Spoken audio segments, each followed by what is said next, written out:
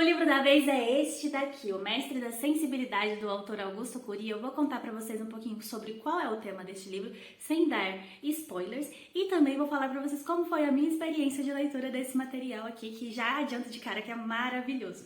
Vamos lá, qual é o tema desse livro? Esse livro trata da personalidade de Jesus. Augusto Cury faz uma análise psicológica de Jesus em dois momentos específicos da vida de Jesus. A última ceia com os discípulos, ele analisa os eventos que aconteceram ali na última ceia e ele também analisa o que aconteceu lá no Getsemane, tá? Como que foi os eventos do Getsemane, como que Jesus se comportou e se esse comportamento de Jesus era normal, se era típico, se Jesus desenvolveu alguma doença mental relacionada a todos aqueles eventos que aconteceram com ele nos últimos momentos, que foram eventos muito pesados e difíceis de se lidar, né? Então ele vai analisar ali se Jesus ele teve algum traço de depressão, se ele teve alguma ansiedade de forma que essa ansiedade se tornou uma doença de fato, se ele veio a ter alguma síndrome do pânico, até porque Jesus chorou lágrimas de sangue, Jesus pediu para afastar o cálice dele. Então ele vem analisando esses momentos críticos de Jesus para ver se nos momentos críticos da vida, Jesus ele conseguiu enfrentar aqueles momentos e gerenciar suas emoções ou se ele enfrentou dificuldades, tá? Então, antes de ir para esses momentos específicos, eu queria trazer para vocês 3 características desse livro que me chamaram muita atenção e me fazem entender que é uma leitura proveitosa. O primeiro deles é que Augusto Cury ele traz uma contextualização social dos eventos que ocorrem muito rica. Então ele mostra como que era a sociedade da época, o que acontecia para que Jesus tivesse aqueles conflitos com os fariseus, com os líderes romanos, com os outros líderes da igreja. Então ele traz uma contextualização assim muito rica, tá? É porque determinados procederes das pessoas que estão ali naqueles eventos. Então eu acho que essa contextualização vale muito a pena porque enriquece nosso estudo da palavra de Deus. Outra questão que me faz acreditar que o livro vale muito a pena é que tem um trecho do livro, do meio para o fim, que ele vem tratando de algumas doenças relacionadas à psique, a ansiedade, que eu já até gravei vídeo aqui pra vocês que eu sofro de ansiedade, depois voltem no vídeo pra ver como que eu tenho lidado com isso, é legal, que às vezes ajuda a gente a ver a experiência de outra pessoa.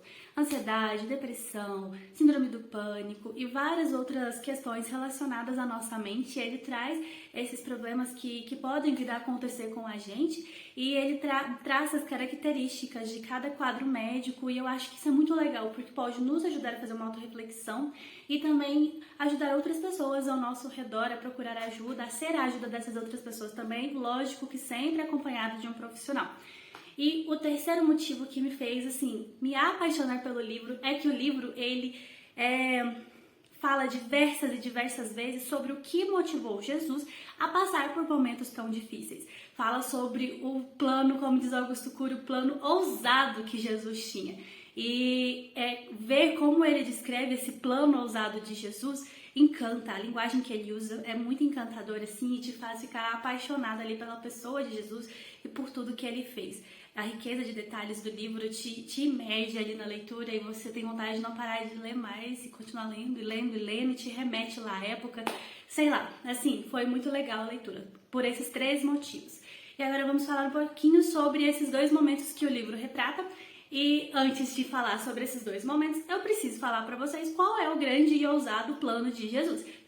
Vamos lá. O grande e ousado plano de Jesus, segundo a perspectiva de Augusto Cury, é estabelecer um novo reino dentro do coração de cada pessoa.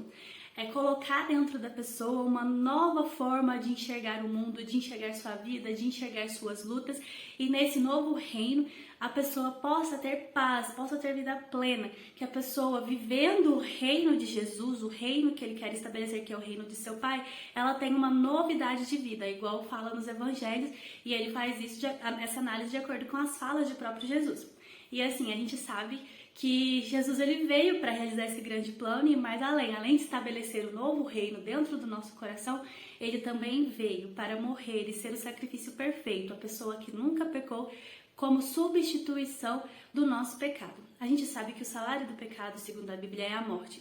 E nós deveríamos morrer eternamente. Jesus, ele foi escolhido e ele se ofereceu ao mesmo tempo, desde antes da fundação do mundo, para poder ser o sacrifício perfeito por nós, para que ele pudesse morrer a morte que nós deveríamos morrer, a morte que eterna que a gente deveria passar. E ele sendo esse sacrifício por nós, se entregando, sendo o sacrifício perfeito e ressuscitando depois dos 3 dias, ele se tornaria a nossa salvação. Porque por meio dele, nós nos tornamos filhos de Deus, por meio dele, da fé que nós temos nele, nós podemos receber esse novo reino em nosso coração e começar a viver aqui um prelúdio do céu, do reino que ele vai vir estabelecer aqui na terra. Ele vai voltar, ele vai reinar sobre a terra, ele vai morar conosco, ele vai restabelecer o seu reino físico aqui. E enquanto ele não vem, ele estabelece esse reino dentro de nós, dentro do nosso coração. E nós já começamos a viver o céu aqui. Esse era o grande plano, o grande sonho de Jesus, o plano ousado que fez ele vir a esse mundo e entregar a sua própria vida e passar por esses momentos difíceis que o livro retrata para que nós, eu, você, todo mundo que vê esse vídeo, pudesse ter a nova vida, o novo reino, um novo olhar, um futuro eterno para nós. É o plano assim, é simplesmente isso, entendeu? A pessoa veio morrer por você para te dar a salvação, para você poder pensar, viver diferente aqui e para a eternidade. Então Jesus entendia que valia a pena passar por esse sacrifício. Agora os 2 momentos que o livro relata, a última ceia e lá no Getsemane. O autor Augusto Cury traz muitos detalhes cronológicos ali direitinho sobre tudo o que aconteceu em ambos os eventos. Eu não vou conseguir contemplar a riqueza de detalhes e a sensibilidade que ele teve para escrever o texto, então eu digo que vocês leiam. Mas em geral, ele mostra como Jesus transformou momentos que deveriam ser muito difíceis como momentos de salvação e de ajuda. Na última ceia, Jesus sabia, ele tinha consciência de que ele ia sair daquela ceia para ir para o Getsemane, para depois ser julgado, para depois ser levado para a cruz.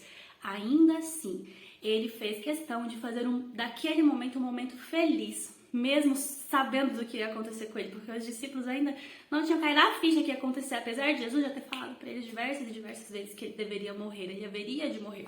Os discípulos não tinham caído na ficha. E ali na última ceia, Jesus comeu com eles, celebrou com eles, se alegrou com eles, e depois de toda essa celebração, ele começa a listar tudo o que ia acontecer, que ele seria preso, que ele iria morrer, que ele seria traído, quem seria o traidor, ele conta tudo para eles e prepara o coração dos discípulos para os eventos que estariam por vir, porque ele se preocupava com a salvação dos discípulos. Então, mesmo em meio ao seu caos pessoal, Jesus ele conseguiu ser sensível e enxergar a dor de todos os seus discípulos.